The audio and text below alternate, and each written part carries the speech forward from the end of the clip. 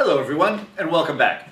For the last few lectures, we have been looking at applications of Newton's laws. In other words, applying Newton's laws to different kinds of problems.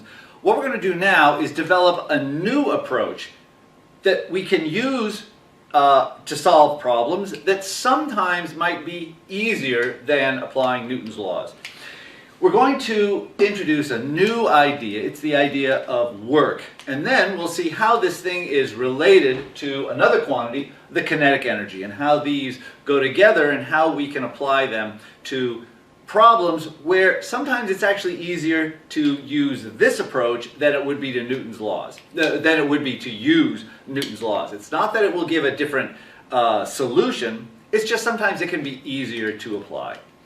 So, to begin with, let's imagine we've got some object. So perhaps like this block here. I've got a block on a horizontal surface. Now let's apply a force to this object. In general, the force can be in any direction. Let's imagine that we're going to pull on the object up this way with some force. And then the object moves. So let's imagine that the object has a displacement moving along the surface, some displacement delta r. And let's imagine that in general there's some angle between them, theta.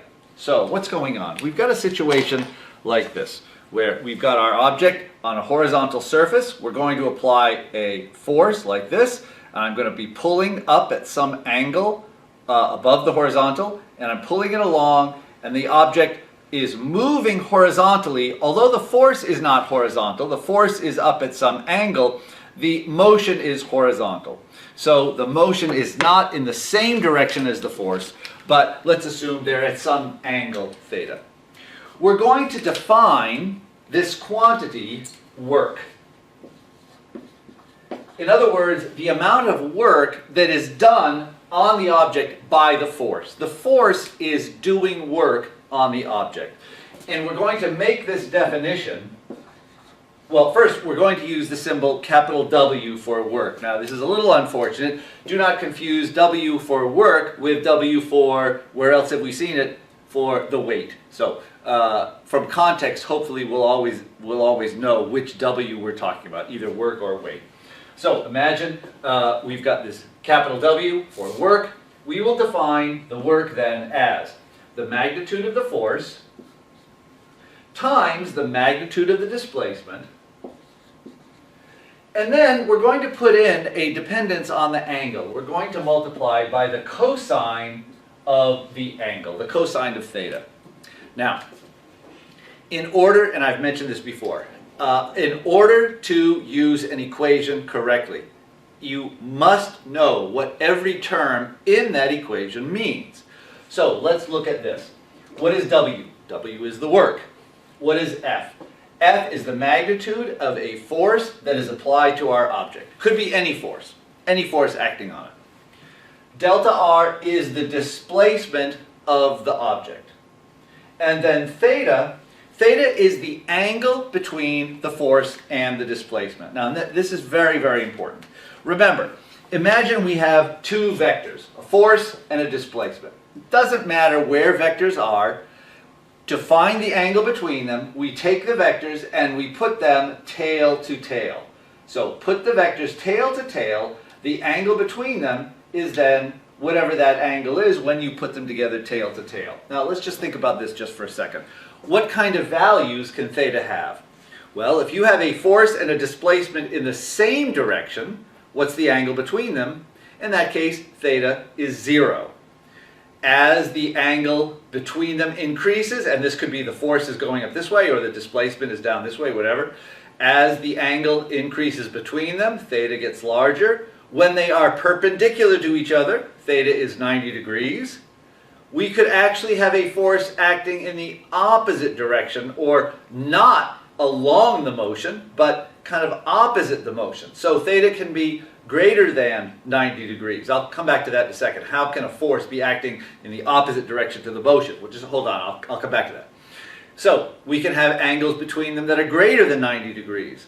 What if the force and the displacement are in opposite directions? What's the angle between them? What's the angle between two lines pointing in opposite directions? 180 degrees. Now, imagine we start coming down this way. What's the angle between them? Is it greater than 180 degrees? No, because now we measure the angle on this side. And it's always less than or equal to 180 degrees. So theta has a maximum value of 180 degrees in this equation. Once it gets to 180 degrees and the vectors keep going around, then the angle starts to decrease and the angles are less than 180 degrees. So what values can theta have? Theta can be greater than or equal to 0, 0 degrees if they're in the same direction, or less than or equal to 180 degrees. When are they 180 degrees? When they are in opposite directions. Now, how is it possible that you could have a force opposite the direction of motion? Well, imagine that, say there's a car coming towards me, and I want to stop the car. Maybe it's moving slowly, and I have to stop the car. So the car is coming towards me. I start pushing on it. The car backs me up, but I'm pushing on it this way. So in this case, the force would be this way. The displacement would be this way. In that case, the angle between them would be 180 degrees. So it is possible. Imagine if you got something that's very, very hard to stop, you can be applying a force in the opposite direction to the displacement. So yeah, it is absolutely possible in that case. But what happens then? Well, if theta is 180 degrees, what is the cosine of 180 degrees? It's -1. So in that case, the work is actually going to be negative. So the work can be positive or negative or 0. Remember, if theta is 90 degrees, what's the cosine of 90 degrees? It's 0. So in that case, the work would be 0. If the force is perpendicular to the displacement, the work done is 0. So we can have positive works if theta is from 0 to less than 90 degrees. We can have negative work if theta is greater than 90 degrees up to 180 degrees. We can have 0 work. 0 work if the force and the displacement are perpendicular to each other at 90 degrees, or if there's no force, obviously there's no work. But even if there is a force, if there's no displacement, there is no work. So I can apply a force to this wall. I'm pushing on it this way, but if there's no displacement, no work is being done. Okay, very, very good. Let's stick some numbers in here. Let's imagine that we have a force of, let's say, 10 newtons. A displacement of, let's say, 2 meters. And let's say the angle between them is 55 degrees. So what is the work done?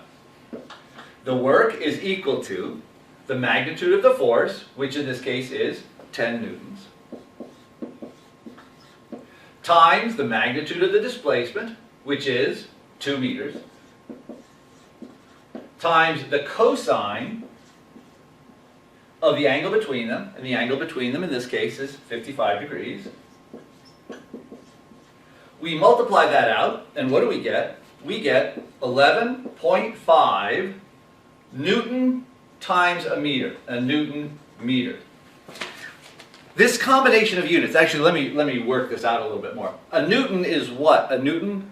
Well, if you can't remember what fundamental units go into a Newton, just think, what does a Newton measure? Newton measures a force. And what do we know about forces? Well, forces are ma, F equals ma. So the units of force must be the same as the units of mass times acceleration. What are the SI units of mass times acceleration? Well, mass is a kilogram. Acceleration is a meter per second squared. And then if we multiply another meter, we get a meter squared. So this combination of units is a kilogram. It's the same as a kilogram meter squared per second squared. This combination, either a Newton meter or a kilogram meter squared per second squared, is a combination of units that is so common, we're going to see this so often, that it has its own name. Just like a kilogram meter per second squared was a Newton times a meter or a kilogram meter squared per second squared, is called a joule. This unit name is named after a very, very famous physicist and mathematician and brewer, as a matter of fact, James Prescott Joule, who did a lot of work in heat and energy and actually was one of the first people to come up with an idea that developed into a very, very important result called the conservation of energy, and we'll talk more about that later on. But the symbol that we will use for joule is a capital letter J, so we will write our answer as 11.5 joules. And it's very important. Anytime you are going to write a work, always make sure you use the appropriate units for that quantity. Don't leave them as kilogram meter squared per second squared or a Newton meter if it's an energy or a work or energy. Put it as a joule. If you want, you can put it into other forms of joules like millijoules, megajoules, kilojoules, whatever. But always make sure that you put it into some form of joules for simplicity's sake. Okay, so anyways, the work done in this case is 11.5 joules. Now, one way of looking at this result, let's just come back up here to our definition. So this is going to be our definition for the moment for what we mean by work. We're going to have to modify that in just a second. But one way of thinking about this is we know we can multiply these in any order. You know, A times B times C is the same as A times C times B, which is the same as B times C times A, whatever. I'm going to multiply the F and the cosine theta, F cos theta, and then multiply that by the delta R. Now, what is F cos theta? Well, in our picture, let's take off these specific numbers here. F cos theta.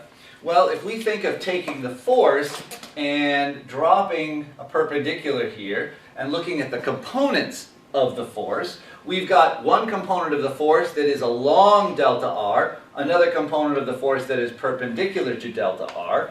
F cos theta is the component of the force that is along delta R. So this part is F cos theta, which we might think of as F sub R, the R component of the force. In other words, how much force is in the direction of the displacement.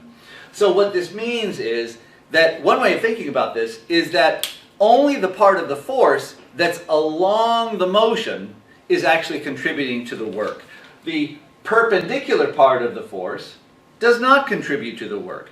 Well, actually, that's something that we just thought of kind of a minute ago. If the force and the displacement were perpendicular, how much work did we get? We got zero work.